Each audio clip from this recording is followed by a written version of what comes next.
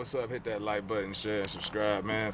Gotta excuse the scenery right now. I'm in my rental car because I'm in LA this weekend, so I couldn't do it in the hotel room.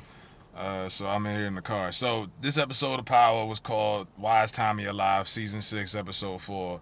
The first 5 minutes, you get the whole theme of the episode where you have Ghost having these hallucinations. He wakes up and he's dreaming and he's seeing Angie. And Angie's in that same red dress that she was in when he met her episode 1 at Club Truth. And Angie's reminding him of his guilt. And she's like, where's your guilt? Because, you know, your daughter's dead. You still haven't done nothing with the QC project, the Queen's Child project. And then she hits him with the dagger. Why is Tommy still alive? And that's what really starts, fucking with Ghost's mind. And that sets the whole mood for the whole episode. This episode had a lot of suspense. It lacked violence and action, but it had a lot of suspense and a lot of twists and thrills. So then Jason calls Ghost immediately afterwards, and he's like, yo, you failed your agreement, which was to bring me back Alicia Mendez. Now you have to pay up. So Ghost has this issue still with Jason and Suburbians. The Serbians, excuse me. I said Suburbians. And this leads to what I've been saying the whole season. Where the fuck is Tommy's mom, Kate? So finally we get to see Kate, Tommy's mother's first appearance in the series, and she gets her house fumigated, so she has to stay at Tommy's house for a couple of days at that loft. And Tommy's has a shipment coming, so Tommy's busy. He got to handle business. He can't be there. So he has Keisha and her son there to play house and watch over his spot and to keep his mother company. And it's interesting because we've never seen Kate. She's never met Keisha. Kate is like Tommy in a sense, where she's wild, but she has the common sense that he lacks a lot of times. She told him about Teresi. She was right. She was right about Holly, So at some point she's going to find out what's going on with this Keisha broad. So that's when you're like, at the end of the first scene, when they meet up, she's saying, oh, she cooks. She's better than the last one. And she's like, yeah, that last breakup was really bad. And you're like, oh, she's referring to Holly. But Keisha never met Holly. And she don't know what happened and Tommy choking her out and all of that. She don't know. So, that was kind of like an inside joke for the fans. So you go back to the feds, Cooper Saxe, he sits down with Proctor's ex-wife, and she still has nothing on Proctor with this bug tracker. And all he has is hours of endless footage of her being a horrible mother. At one point, her daughter tells her, I hate you, I like you better when you're high. She slaps her, and he's like, you don't have anything. And then she finally says, she doesn't even know she's being manipulated. She's so fucking stupid. And she tells him that she knows Tommy Egan. And he says, okay, well, if you can get Tommy, we got something. So that was that part. So finally, Dre and Ghost have their confrontation, first of the season. Proctor brings in Dre, and Ghost immediately hems him up, and he's about to fucking stab him. And Proctor's like, yo, chill out. He can help us. He knows there's a female witness out there. And Ghost just doesn't trust him. He's like, all he gonna do is use us and just fucking go back to being who the fuck he is. And he's like, what's in it for him? And Dre got his daughter taken in custody from Saxe. The feds took Dre's daughter. So Dre wants to get his daughter back, but at the same time, he's playing both sides of the fence, and he's still, playing fucking snitch for the feds. But Proctor and Ghost feel like if we can use him before he gets his daughter back, we have a chance here. So he convinces Ghost that, he's good for us as far as intel. So Ghost tells him, look, you're going to wear a wire, and if I find out I even think you're lying, I'm going to fucking kill you. So, he puts Dre in check, because all Dre is a wannabe Ghost, but he's even worse. He's twice as worse of a human being. That's really bad, because Ghost is a fucked up person. Out of the fucking blue, Tasha starts this daycare really fast. She got that re-up money from Tate and them, and she starts this daycare, and then, of course, Tasha meets this dude named Q, hood nigga, but not a gangster. And she likes him, and so okay, Tasha's got a new nigga for the season. She gets a side nigga every other year, it seems like, and she gets a call from her lawyer, and they're telling her that the trust money that they had for Raina, all of it got signed over to Ghost because Ghost forged her signature, so she's fucking pissed, and that's how eventually her and Ghost are gonna fucking blow up again, because she's like, how the fuck did you do that? That's my daughter too. So now, and Ghost still has these issues with Jason and the Serbians, where he wants to get out of the game. And that's gonna have a further issue down the line because Ghost is now even in further shit because Ghost is such a respectable business partner. They don't want to lose doing business with Ghost. So now they're telling him either you're gonna work with us or you're gonna die. So now he's got even bigger problems than he thought. And Ghost has everyone against him. And then you go to Tariq's stupid ass. Of course, Tariq ran out of pills on the last episode, so Tariq has no supplier. He breaks into Tommy's warehouse. By the skin of his teeth, he doesn't get caught and steals, multiple packs of pills out of Tommy's warehouse. And Tommy and them have no idea about it at this point. So that leads up to the gas leak situation where Grim, one of Tommy's boys, the big goofy looking nigga, he says, yo, it's a gas leak. They not letting us out. So they steal the EMT truck again, or they got it already, and they get out of there. They get through the traffic. The EMT gets through anything. Ghost fucking sees them. Now, mind you, Lorenz Tate character, Councilman Tate, he had hired that dude off the street from Queens to spy on Ghost. So the dude is looking at Ghost the whole time. And the detectives are there. So they're watching Ghost. Because Tate feels like Ghost can, fuck up his whole campaign. Ghost is on some crazy shit. He drives his fucking truck into Tommy's EMT. He does the infamous scream. He's like, runs into the fucking car, shoots Tommy, a couple of times. Tommy doesn't get hit, though. And then Tommy's ace hits back, but no one gets shot. And that's the part of the series where it's not realistic, but at the same time, it's entertainment. You got to sometimes dwindle that line between entertainment and fiction to make the shit watchable and to make it more. Because if everything was down by down realistic, it wouldn't be as entertaining to watch. That's how what entertainment is. And then the detectives that Tate got to spy on Ghost, they arrest Ghost, which brings them back to Club Truth. Him and Tate have a sit down, and Ghost puts him in check and says, hey, look, I got to do what I got to do. Stay the fuck out of my way. Period. And, when he threatens him, I ain't got time to be playing with you. So, now we go back to Q, and Q and Tasha look like they about to fuck, but Tasha stops him. Tasha has to remind herself the last two guys she fucked outside of her marriage, they died.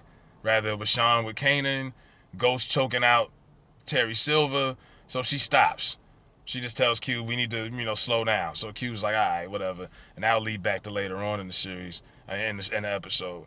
So the most suspenseful two of the most suspenseful scenes of this episode. This one right here where Dre and Ghost, Dre gets the address for the witness because him and Saxe know where the witness at. Him and Saxe paid the witness a visit, so Dre knows where the witness's address is. Ghost, typical gangster fashion, long coat. They go up there to the girl's apartment. He puts on the gloves. He got the gun in his fucking pocket. And the way they set it up, they make you feel like, oh shit, Ghost is about to kill this bitch. But he pulls out an envelope of money instead and pays her off. He's got her crying on her knees. And then Dre is texting in the background to Saxe. Yo, he's about to kill her. Get the feds. The feds are coming on as we speak. Ghost, it's like he knows Dre is doing the shit, obviously. Ghost gave her the money, walked out smooth. As they get in the car and they leave out, they look in the rearview mirror. The feds are literally raiding the house as they just left. And Ghost is looking at Dre at the side of his eye the whole time like, motherfucker, I know. So Ghost knows Dre is on some bullshit. He's playing both sides of the fence. Tommy visits the Italians. That's his shipment. And he, after he pays a visit to Tariq to find out Tariq stole his product. Now Tariq, for the second time in an episode, has used Kanan as a front to cover up his nonsense. When he pulled out that money to his mother on the dinner table, he told her, oh, Kanan gave me that. They gave him a pass. Then Tommy finds out he stole his drugs. He says, oh, nah, man, Kanan gave me that. Tommy he trusts the wrong people so much. He looks at Tariq as innocent little Tariq. He hasn't been scorned by Tariq yet like Tasha and Ghost have. So he gives him a pass, pays a visit to the Italians. They have a issue. A trust issue. So it's really getting ugly for both Ghost and Tommy, because now Tommy has a beef with the Italians possibly on his hands, as well as Ghost having a beef with Jason and his crew. And then, he tells the Italians, stay the fuck away from my godson. So that's going to lead to some shit really later on. And then it goes on to where Tommy eventually has a falling out with his mother again. His mother tells him Keisha isn't the one. Because there's a point in the series, in the episode where Keisha's son, Cash, gets beat up in Tommy's neighborhood, and Keisha's like, I'm gonna go, settle this shit. And Kate's like, you know, that's what we're women do. Mothers, you protect your son. And she told Tommy, that's not the one for you. She's gonna always put her son first before you. And Tommy doesn't understand it. He gets upset. His mother was right about Teresi. She was right about Holly. She's right about this situation, but he doesn't want to hear it. He kicks her out. Disrespectful, typical classic Tommy Egan fashion. Kicks her the fuck out the loft. Real fucked up. But she's always putting him on game, but he never wants to listen. So Tasha and Ghost have their issue over this trust money for Raina. Ghost runs up on her in daycare. He's like, how the fuck did you have a problem? You do us, you take my money, and you open up a fucking daycare? And she's like, look, I gotta pay bills, I gotta live, I gotta move on without you. Yada, yada, yada. They're arguing, and then Q walks in. That's the new nigga. And when Ghost lays eyes on him, Ghost is so fucking pissed. It's like Ghost is like a hypocrite, because he'll do whatever outside of Tasha and him relationship, but he doesn't like it when anybody fucks Tasha. And he's just got this disgruntled look on his face. And that's when she realizes, she can't fuck with this Q dude. And she takes him outside and talks to him, and eventually she's like, look, you can't handle my husband. And Q's like, look, I done dealt with hood niggas before worse than him. And she's like, no, you ain't. You should ask what happened to Terry Silver. So Tasha knows that it can't work with this dude for his own safety. And she warns him, you gotta stay the fuck away from me. This ain't gonna happen. Tasha got toxic pussy. The last two niggas that fucked her, they died. So the biggest scene of this episode finally leads up to Proctor's wife. Now Proctor's wife is a junkie, cocaine, straight cokehead. He knows it's only a matter of time before she relapses. And she does. And this time when she relapses, she causes herself to OD. Instead of trying to help her, get her water like she requested, sit her up, he lets her die. And he's attempting to call 911, but he makes the decision, either I could do the right thing and help her, or I can let her die and sacrifice her death so that I could get my daughter back. And he lets her die to get custody of his daughter back. Kind of like that scene in Breaking Bad when Walt let Jesse's girlfriend die of an overdose because he knew it was beneficial to him and Jesse's relationship, because she was no good. And Proctor does something similar to that, where he lets this woman die on his watch. Where he fucks up is when he says, before she croaks, I'm not going to let you take my daughter away from me. And he doesn't realize the book bag is right there with that bug tracker on it. And that's where he fucked up. Plus, he never attempted to call 911. It's not on record file, on the call log. So that's going to be fucking nuts when they show that. Because now Proctor took one step ahead, but he took like 3 steps back.